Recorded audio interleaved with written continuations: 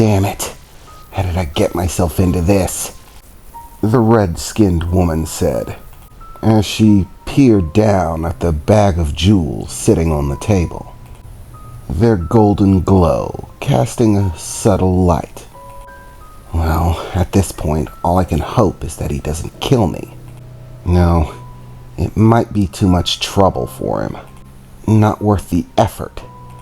So long as I stick to the deal. Come on, Foster. You can do this. You've dealt with demons before. He may be more powerful, but he's a demon like any other. Don't be intimidated.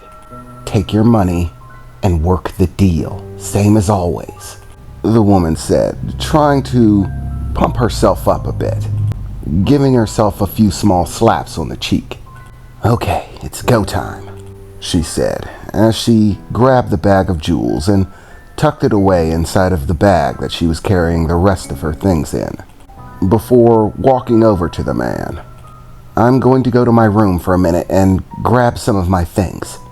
When I get back, I'm going to need to ask you some questions. Not about who you are or why you're looking for this person. Those aren't important. I'm going to need some details on the person themselves. The more information that you can give me, the more capable I'll be of finding him. Or her. I don't really know what you're looking for. This is acceptable, the man replied, casting a slight glance in her direction. But I am in a hurry, so don't take too long. This is a priority job. The faster we achieve our goal, the less likely we are to encounter confrontation. What? She replied. Oh, I get it now. You're paying this large a sum not just because it's important to find them, but because it's important to find them quickly, which means there are other people looking for them, aren't there? Yes, there are. However, we're going to find them first. But what if they find us, these other people looking for him, this person that you're in search of? Well, don't you worry about it. Should that occur, I assure you I'm more than capable of handling it. So, stop wasting time. Pack your bags. Yeah, and my name's Foster, by the way. Yes, I was already aware of your name. It's of no consequence.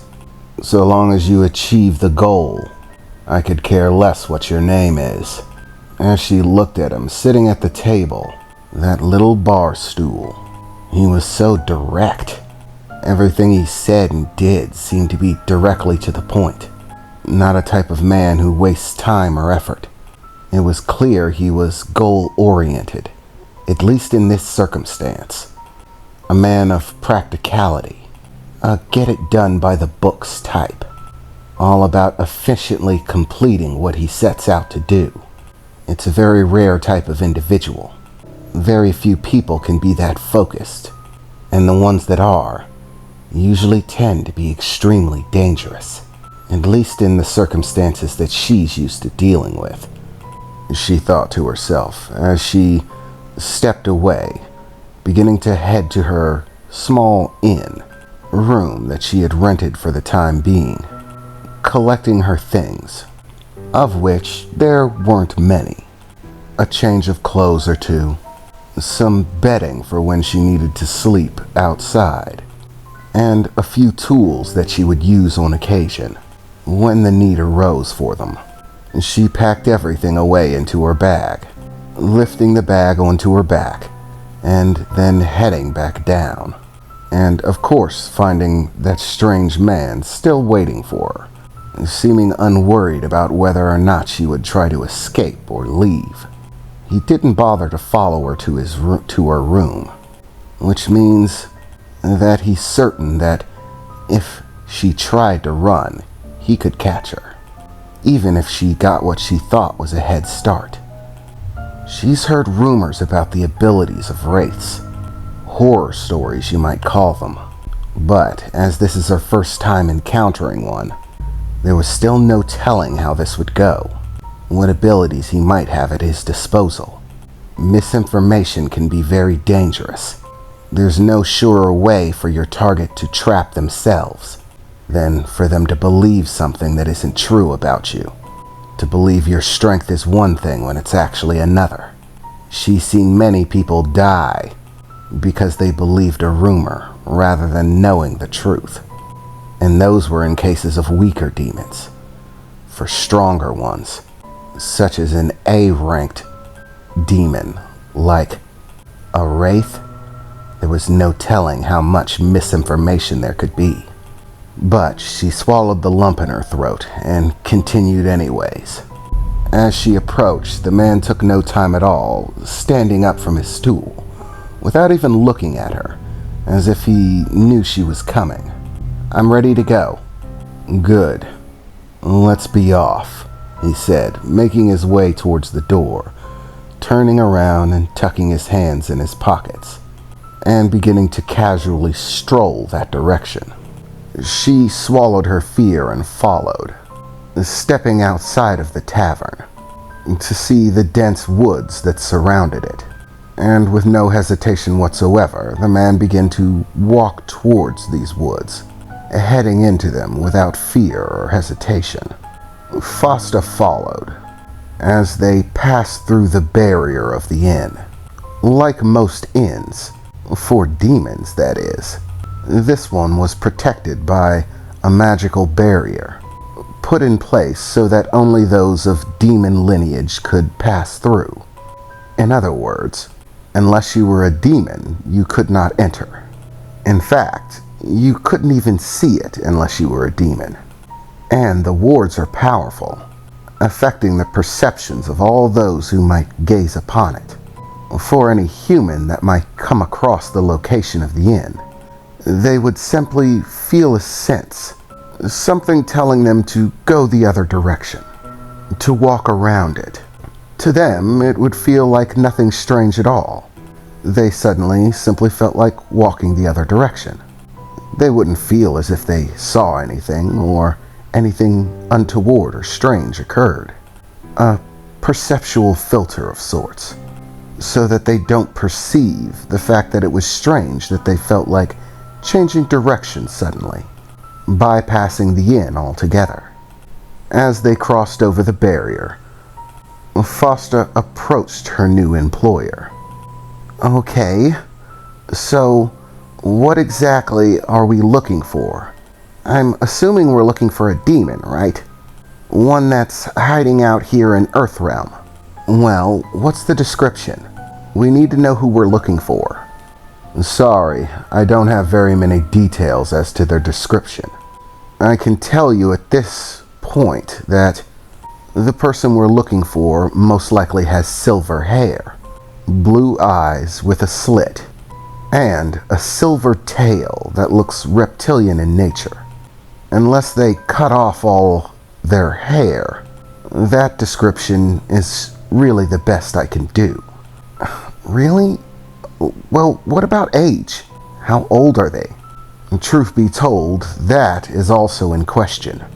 The passage between realms and the time differentials between them can vary widely depending. We know that our target is currently in Earthrealm. However, that's just where they are now. There's no telling. They could have been elsewhere before now, meaning the passage of time could have differed drastically. At the very youngest, they could still be an infant, the same as when they initially disappeared. And at the oldest, they could even be an adult, looking like they were well into their 20s. Truth be told, there's no telling. So they have silver hair, blue eyes that are slit like a snake's, and glow, and a tail that looks reptilian in nature.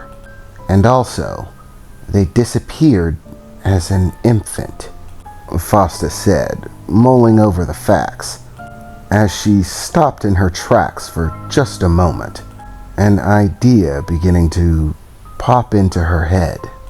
She had heard the stories, but could that be it? Is that what he's looking for? Is he here? Foster thought to herself. What are you doing? We have places to go, the man said, looking over his shoulder. Yes, of course, Foster said, as she began to follow him once again. I don't expect you to tell me everything. In fact, I don't even expect you to truly answer this question, whether it's the truth or not, or to tell me the truth if you do decide to answer it. But I have to ask, the description you gave, it matches that of the lost prince, the one that everyone was in a complete and utter panic about 10 years ago, stolen from one of the most powerful kingdoms in the demon realm, from the Black Palace itself. Tell me, is that who's here? Is that who we're looking for? The man stopped in his tracks for a moment, looking over his shoulder back at Foster, a very serious expression on his face. Yes, that's absolutely who we're looking for. At this point, keeping it from you wouldn't matter. All the wheels have been set in motion. Very soon, others will be dispatched to find him, and they will begin combing this land. A short time ago, he was detected here in this realm. His demonic energy was either close enough to one of our detection systems to trigger it, or he released such a large amount that even over the mass amount of distance, the detector was able to pick him up. We're still unsure of which. The detectors aren't able to discern power levels or distance from the location of the detection marker, only that the energy itself was detected. I came to you because you're the most well-known in this area when it comes to bargaining and dealing with those around you. You have connections with just about all of the most powerful demons that inhabit these sections of the world. You've fostered those relationships over a great deal of time, meaning we're less likely to run into trouble so long as you're the one who guides me in, and I'm an associate of yours. Trouble is something that I don't need. It's a hindrance and will slow my progress. At this point, you knowing that we're after the prince is of no concern to me. You not knowing would probably slow us down more, as you piddled around thinking about it, wondering whether that was the case or not. And having to kill you and replace you with someone else, because you were taking so long, would only prove an inconvenience to me, the man said, a very cold expression on his face. He seemed to have calculated everything. Nothing was left to chance. Even whether Foster would be killed or not was simply a matter of course. So long as she did her job effectively, he wouldn't need to. It would be a waste. Okay, Foster replied. So, who exactly are you working for? I suppose it doesn't matter. Regardless, I'm locked into this deal. I'll help you find them. I'm just curious, that's all. Well, we can talk and move at once, can't we? He said as he began to step forward again, Foster following suit and trying to pay attention. I was contracted by his father. I'm actually a friend of his, going way back. He asked me in no uncertain terms to find his son for him and return him before anyone else gets the chance. Well, I don't understand. I mean, if his power was detected by the royal house, the system that they placed here on Earth, then shouldn't the entire military be looking for him here? What's the purpose of hiring you? The purpose is simple. I am to find the boy before anyone else. Why would he hire you to find him before the military? It's quite simple. There's no telling whether he can trust them or not. Currently, his brother-in-law is the one in charge and calling the shots, in place of his sister who has fallen ill, shall we call it. All his brother needs do in order to maintain power is to ensure that his nephew never returns. Which means, if that be the case, should the military find him first, he's dead. They'll kill him right then and there, and ensure that he's never heard from or found. In order to prevent this from being the case, his father asked me to find him instead. One of his most trusted friends, someone he knew would have his son's best interest at heart, and would ensure his safe return, even if it cost his own life. That's why I'm here. If only it were that simple, it would be easy. The military tend to be very blunt, so to speak. They won't try targeted searching. They'll simply search everywhere. Every single nook and cranny of this world will be filled with the armies employed by his uncle. They'll search it with a fine-tooth comb, using the crystals that they had mass-produced, that begin to glow brightly when they get closer to his presence. This is why speed is of great importance. It's the only advantage that we have over them, so it must be used appropriately. And as I said, if only the situation were that simple, as only having to deal with the army. With a mobilization this large, there's no question that other forces will have heard. Very powerful people have no doubt come to know that the prince has been determined to be in Earth realm. His energy was detected. As such, those with power and influence, possibly even the people responsible for his disappearance in the first place, will begin to move. Some will seek to find the boy and kill him out of some sort of vengeance, hatred for his family, the ruling family of that realm, that kingdom within it. Others will seek to obtain him for profit. If they are the ones who are able to claim the prince and return him to his home, the rewards that could be granted to them for doing such a great task could be astronomical, making what I gave you look like a mere pittance. And then, of course, there's always the possibility of whoever initially was responsible for his disappearance wishing to reclaim him, if they're not currently in his possession already. That is assuming that his brother actually wasn't responsible. We don't know for certain, so we can't take chances on maybe. We have to be sure that he will return. This is our task, and should we accomplish it, then we'll both get to live happily ever after, so to speak. In fact, it could do a great deal for your reputation. You could receive a great many gifts.